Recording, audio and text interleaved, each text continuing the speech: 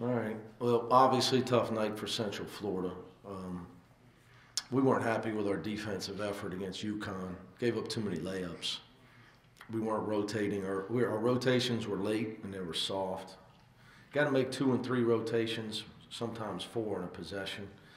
We weren't on a string. We were rotating once, nobody, and that was late. So we worked hard on it Monday in our practice. Talked a lot about it, and kids did a great job of cutting off driving lanes. And then we rotated back out, and we were making 3-4 rotations in a possession. So it was a great night defensively for us. Obviously, tough night for them without making a 3-point shot. But I thought our effort was great. I thought our defense had a lot to do with it. First guy off the bench tonight was Eliel. Is that just a statement to his progress and how far he's come? Yeah, he deserved it. He's earned it in practice. And it's easier for me if I just tell myself I'm subbing him in first. And the real truth behind that is, I think it was either Keith or Trevor in yesterday's practice. Some guys were subbing out, making sure they got rest. E was practicing the whole time. So I turned to Keith or Trevor and I said, I'll bet you your scholarship I put him in first tomorrow since those guys want to sub out and rest. I bet he's the first guy off the bench. And they looked at me and I said, I wouldn't bet me. I'm not usually going to lose a lot. So send a message to my young guys about, I pay attention to who plays hard in practice. Something, as a coach, you can't be a lot of talking a badge. You gotta do what you say you're going to do. If you're going to be about guys practicing hard, playing hard, you got to give them minutes. So same with Keith Williams. Trevor's been doing great for us, but Keith's been really working hard in practice, so that's why he was the first perimeter. Just forced myself to get him. And I thought Keith, we weren't making shots early, but they both got 4 offensive rebounds. This is wrong. Keith had 2 offensive rebounds in the first half, and E had 2. So I thought those guys gave us great energy early in the game. Coach, it seemed like every player had their moments or times in the game where they took it over on your team. Has that been a theme throughout the year? Try to be. I think whenever you can win by 37 and Jacob Evans only gets 3 points, it shows you the depth of your team and how much you have different guys can help you and make plays for you. Jaron Cumberland's evolving as from a scorer to a real playmaker. As far as a guy that can score, he can assist, he can rebound. So he's got 9 points on 6 shots. He only gets 6 shots tonight, but he has 6 rebounds and 4 assists. He should have had 8 or 9 assists. Guys can make a couple layups and some wide open shots. He got people, but the development of the guys that have not started for us is the key to our future. The key to our last 7 games and our postseason run. I've been saying that all year, and I still believe that. They didn't have the 7-6 guy, obviously. Yeah. You guys still shot a lot of 3-pointers. Is that because of the... Yeah, their defensive scheme, they're a no-paint team. As you see, they draw the charge as well as everybody or anybody. So you're gonna lend to a lot of open shots. So you got to shoot the ball with confidence, but you have to go rebound. That's why I thought we didn't go rebound early until I put Keith in and Ellie in. Once those 2 got in, we started getting second shots. We used to play Syracuse in the Big East, and the key against Syracuse is second and third shots. You can't just pray you make threes. You got to make sure you get second and third opportunities. Whether a team's playing, their man is like a zone because their help is early and often. It's really hard to get to the rim against them. And then they double team the low post. So it just lends itself to a lot of open looks. For the most part, I thought we took a lot of good shots, maybe 3 or 4. I wish our guys would probably drove the ball again. But the whole key when a team plays defense that way is to get offensive rebounds. Because if not, you're gonna lose. You can't make enough threes to win. Even if you make, we scored 77 points, but we only made 10 threes. So the key for us is the foul line, second and third chance points, and then scoring off our defense. Getting out on the break and scoring off your defense. But I think, all the good team, obviously tonight got away from them. But they, you know, since Coach Dawkins has been there, they're 14-8, and he's built a culture that is a winning culture because they defend. Now, obviously, they dealt with some injuries, and BJ didn't play in the second half, but you know, they're not easy to score on. Since he's been the coach, it's been that way. And I don't think it's not going to change. So against a team like that, you got to get some transition, and you got to get second and third shots, and you got to get some free throws. So they're just not going to give you layups. Maybe 22-2 going into Sunday against SMU. What do you think is? It was the same thing last year this time of year. What do you think is different? Was it really? 22-2. How about that? What do you think is different this year? Oh, there's a lot different. Semi Ojale not there. I didn't sleep knowing he was there. You know, it's still obviously they have different personnel. We have, you know, we're both very different teams, but we approach every road game the same. Better expect it's going to be really hard to win on the road. Teams don't quit at home. Their girlfriends at the game. They're not, you know, they're going to do everything they can to get a win in front of their home fans and play well.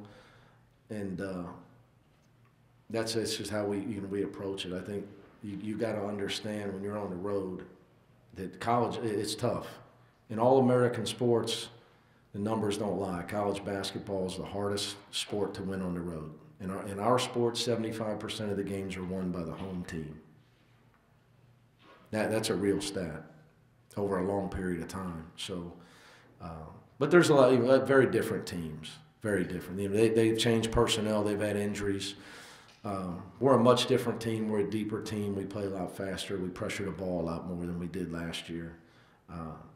You know, for us, getting that ball in the basket and then getting into our defensive pressure is a key for us. And but we got to get it in the basket, and got to get second chance points to get it in the basket. You can't rely on made jump shots on the road. You held them to under 0.6 points per possession. Is that about as good defensively as you guys have played all year? Well, like I told you, I mean, our defensive numbers tell you the truth. You know, I'm a big believer in the Ken Palm stuff. And points per possession are real. Doesn't matter, you know, it factors in as much as it can who you're playing against and all that type of stuff. But, you know, like I just said, we you know, you don't give up layups and free throws. You're hard to score on. It's hard to get enough points to beat a team. You don't give up layups and points in the paint and made free throws for your opponent. Things that we do, and then we try to make sure we know who your shooters are. So give yourself a chance when you play really hard on the defensive end. You know, the fallacy in college basketball is that to get to the NBA and be a professional, you have to score points.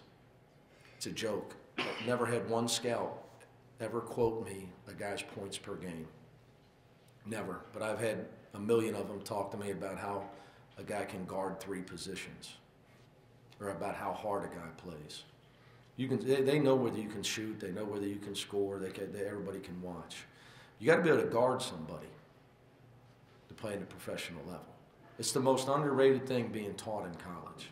You can get to the pros, but if you can't guard anybody, they can't put you in the game. They can't maybe on a team that goes 20-62. That's why they're 20-62. They put you in the game, you got to be able to defend somebody. That's playoff basketball. So, you know, we try to prepare our guys to be able to have success. You know, Lance, you know, I was texting with Lance after he did the bird the other day.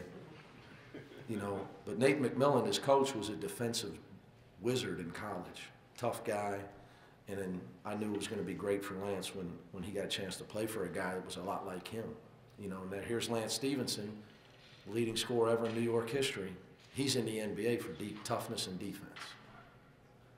So there's a lot to be said for the way we do things. You can help a guy that has talent to be a professional, get him ready to be able to guard a grown man and play as hard as those guys play. Thanks, guys. Shooting found a little bit. Is that taken care of now, or what? How did that affect your play, if at all? I'm not really gonna make an excuse because of my injury, but I had to get in the gym. I had to get back in the gym and get my mechanics right. I think I wasn't being prepared to shoot the ball, And I think tonight, you know, I showed a little bit of that, but I got more to do. I have a lot more work to do. Does it still bother you? You know, here and there, but you know that's something I'm not even gonna pay attention to. With Bob, you know, treating my body every day, everything's just gonna play the part. Was it like a jam thumb, or what was it? I have no idea how I did. I think I jammed my thumb one day and it just swelled up and it just never actually really healed. But I'm fine though. Hey Justin, when this team has so many consistent scores and so many guys you can count on every night, when guys like yourself, Trevor, maybe Keith, are hitting shots, how much more dangerous do you think that makes this team? We can get more deeper. That makes our team that much deeper with, you know, Jacob and Jaren in the game, and then when Trevor and Keith come in the game, you know, it's the same thing, same rotation, the same intensity, the same pace when they get in the game as well. So it makes it that much deadlier. Trevor, how's it different for you now? You're 24 games into it. If you compare to that first game or two, it looks like you're more relaxed and confident. Is that true? Just comment on that a little bit. Just being confident. I think in the beginning of the season I was kind of like iffy, but as the season got going and I started getting more comfortable, and I have good teammates, so they make me like more comfortable in practice and carry us over to the game. What does it take? Does it take more than a 10-point, 14-point scoring game, or how did you gain that? Just yourself? Just getting in the gym and putting up shots, watching the ball go through the hoop. So I think that played a really good part. And like I said, my teammates finding me and like having that trust in me to like come back to me after I miss a shot or something like that, come back to me and having that trust for me to make it the next time. So. Coach has talked about the importance of you and Keith providing a spark off the bench. What has he said to you guys about that, and how important do you know you guys are to the success of this team over the next 6 weeks or so? He just tell us to play. Come in, get couple rebounds or whatever, and the offense is going to come. Like, don't think about shooting. That's what he told me tonight. So it's just being ready at all times. I mean, he told us, like, what was going to be the case, and we just went from there.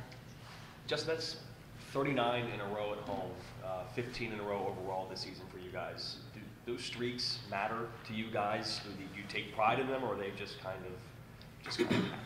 Of course, you know, this home winning streak started before we even got here. So us being in here and keep continuing is real special, and that's what we're looking forward toward the season, keeping our home streak and being undefeated at home. Well, you guys played defense in the first half. They only had 5 field goals and 13 points. As you shut teams down like that, does that keep kind of feed on itself and grow? Like when you get into it, you want to keep shut them down even more?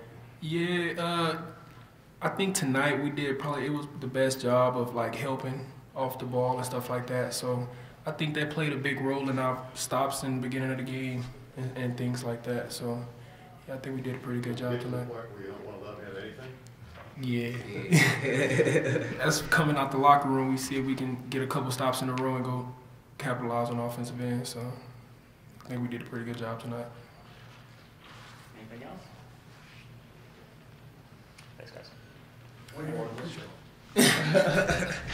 Appreciate it.